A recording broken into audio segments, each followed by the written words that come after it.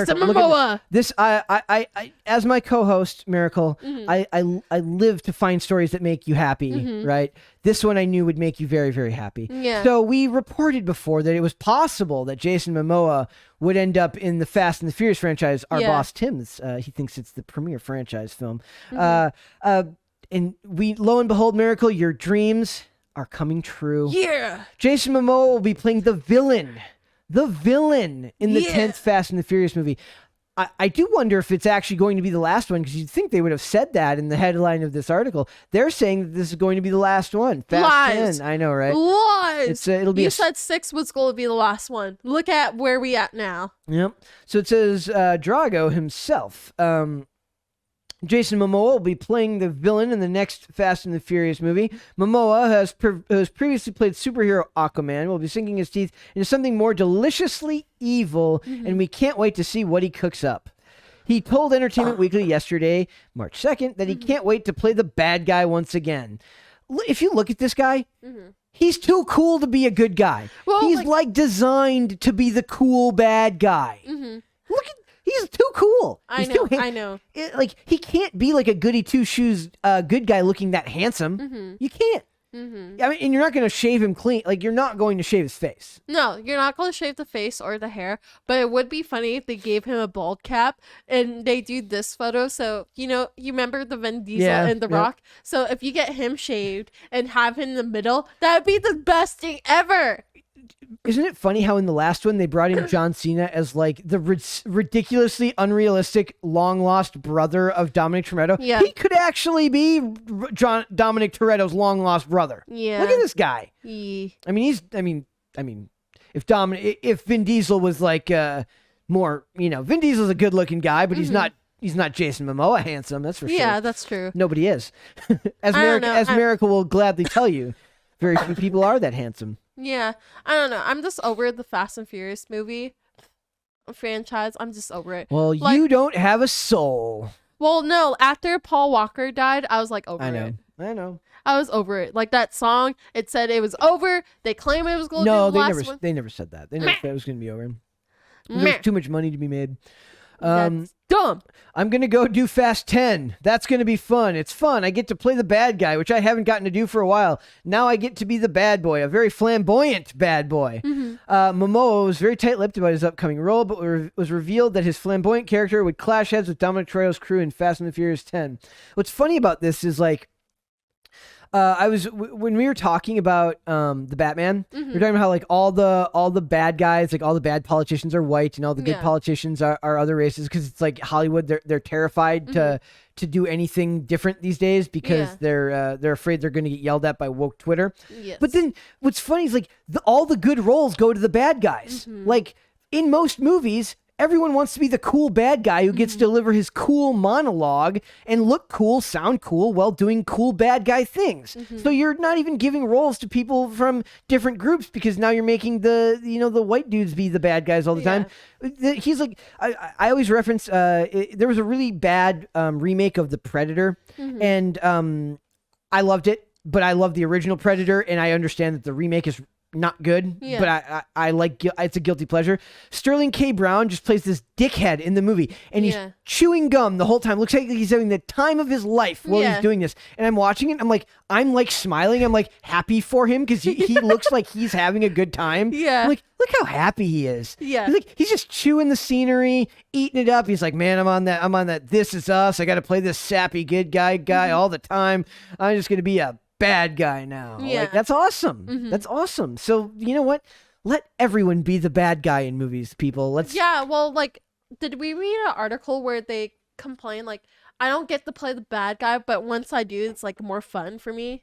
It's almost without exception. Every actor, if you read interviews, say they want to play the bad guy. Yeah. It's more fun. Yeah. And it kind of taps into your id. It's like, there's a great interview with Tom Cavanaugh, the guy who played Reverse Flash, and Eobard Thawne on Arrow, where he talks to, he's like, how I had to master my bad guy voice. He's like, you never talk loud. You always talk like this. And then they'll show like him and Barry on opposite ends of the room. He's like, how does he even hear me? I'm barely talking. He's like, it's bad guy projection. They hear you because of bad guy. It's like, Barry, I'm going. He's like, run faster, Barry. And like they imagine like a skit where the other is like, what? I know Shazam did that. What? Shazam did that. I can't hear you. Yeah. Shazam did that where like he's oh like, yeah, they did. Yes, I forgot about that. Shazam, they did it. So basically, who was the guy that played as the bad guy? Oh, in that it's I forget. He was the same guy who was in the original it's like something Strong, Mark Strong or something. He's the guy. He was the bad. He also played a character in the Green Lantern movie. Yeah. I think it's Mark Strong, but I'm not 100% sure. But basically, he's doing this whole bad guy monologue, and then like Shazam is like, "What? I can't hear you. You know, there's like a whole like football field a part of us. I can't hear you." Beautiful. And like it was Mark Strong. Damn. First. Let's go. Guest on the. Let's go. Guest on the first try. But yeah, he's like, you know what? Just stay there. I'll go to you. Yeah. And then like they charge at each other. It's the absurdity of what they're actually doing. Let these people let them all have fun. Let people be the bad guy if they want to be the bad guy. Let them be the bad guy, even if it's a bad guy. Yeah. Like if it's a terrible acting of a bad guy, who cares? We remember that. And Momoa's he's got the voice to play a bad guy. When he's like, even in Justice League, when he's like, he's like Bruce Wayne, talk. Like, that's not the voice of a good guy. It's the voice of a cool bad guy. Imagine him wearing a man bun, wearing a tux, and doing that voice too. Oh yeah, they'll totally put like, how can we make it? It's like his like I don't even think him eating an apple would make him the bad guy. We're gonna have to give him something that is universally hated, and then just some intern's like, I got it, man bun, and they're like, you're an executive now. You're hired. Yeah. Hey, give this man a raise. I like the man bun sometimes. I used to have a man bun. Like it depends on the face shape. I had like the shaved. Yeah, I had the whole. Mine was more like I never actually wore it up except for skating. Sometimes if I didn't have a hat, you had to do it just because you can't actually spin and do tricks with hair. That'd be cool if like you did spinning and your hair is like flashing, like you're like that pretty boy in the movies where they just flip their hair. Well, I will tell you this: I was never cool enough to be Jason Momoa cool. That is for sure. So it's Jason Momoa is also a Pacific Islander. He is. He was in the original Baywatch. Yeah, that long ago. I saw like the picture of him, and I was like, dude, he looks good without a beard and like short hair. He was a lot younger. I mean, he's still young, but he's just he was like he must have been like 18 or 19 at that time. Dude, he's massive. Yep, he's a huge dude. What are you Pacific Islanders feeding your kids? I have no idea. Is it all that Spam and rice? Like, I need to feed my kid that. Genetics, man. So it says, initially the 10th Fast and the Furious film was set to be released early April last year. However, production was halted due to the COVID-19 pandemic, just like the movie we were just talking about. With the film's release subsequently being pushed back to February of 2023 before being delayed again to April 7th of 2023 and now again to May 19th of 2023. So about a year away, a little over a year away from now. It says for the first time in the franchise, the film so it's being broken into two parts. So it's literally it's like Vin Diesel in the Fast and the Furious of Secrets. Yeah. It's going to be a 2-part finale or the Deathly Furious. Yeah. I'm excited. That would be funny. Get Dumbledore in there. Oh, boom. Get a crossover with. I think they're one's Paramount and one is Warner Brothers. So. Yeah, Harry Potter is Warner Brothers. Damn. And Paramount owns. Let's get a contract signed. I want to see Ron Weasley and Draco Malfoy. Not Harry, they can't get Harry Potter, but they get zapped into another dimension, and they're suddenly on Earth 59 with Ron Weasley and Draco Malfoy, who in this one are best friends. What? Not enemies. Yeah, that's what I'm saying. Just make it completely ridiculous. I don't know what's going on anymore. I was like, do a crossover with a weird Fast one and where Furious? just make a crossover. No, they went to space already. You're telling me you can't do weird Harry Potter fan fiction? No, let's get Sonic versus Vin Diesel. Well, let's be honest. It should be involved with Transformers. Oh my God! Let's get Transformers, Sonic, and Fast and Furious. Let's do this. It's really... And then in the background you get Godzilla, even though he's like Warner Brother property. Yeah. It's like the fact that they have it because I think Paramount does Fast and the Furious or does Transformers. No. Yes. Oh wait, yeah, they do. So, dude, just imagine Vin Diesel riding Optimus Prime into. Wait. No, he's owned by Warner Brothers, right? No, I don't remember. I have to rewatch like Space Jams. What does that have to do with? Because Space Jams, they write what Disney. Space Jams? Oh no, it's not. I'm an idiot. Excuse me, Sorry, sir? I'm an idiot. Let's find out. But yeah, in the movie where LeBron James like writes all the characters that belong to Warner Brothers. And HBO Max is that's Warner Brothers. Yeah. Which studio owns Transformers? Rights. No, you know what would be a good crossover? All the Paramount Pictures. Boom. Okay, thank you. I was right. Okay, you get all the Harry Potter characters, flash them back to basically Game of Thrones. That would be. God, we're just entering weird Tumblr fan fiction. Now let's get the hell out of here. No, I don't want nothing to do with Tumblr. Let's get the hell out. And then like Ron Weasley is like all quivering because Khaleesi's like, "Come here, child." Now you've really entered the weird Tumblr. I think there's a deviant art page that goes along with that. I don't want to see it. So somebody draw it and send it to Brett. Let's not do that. We got one more thing I want to cover. This just, I don't know if this one really interests you, but it interests me. There is going to be a third Perot movie planned with Kenneth Branagh due to return. What's this one gonna be? I'm guessing there's no info yet, but they're just saying that this was approved. So this Kenneth Branagh and his mustache will be back. It will return in a Death on the Nile sequel. It's not a Death on the Nile sequel. It's a sequel to the Agatha Christie books featuring Hercule Poirot. It says, following this year's Poirot outing, Death on the Nile, 20th Century Studio president Steve Asbell has confirmed that a third adventure for probably the greatest detective in the world is now in development.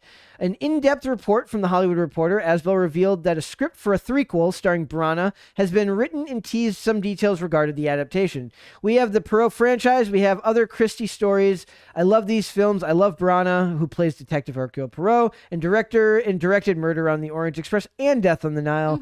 Guys, any chance, any opportunity that gives, or any movie that gives Branagh the opportunity to direct, I'm a huge fan of.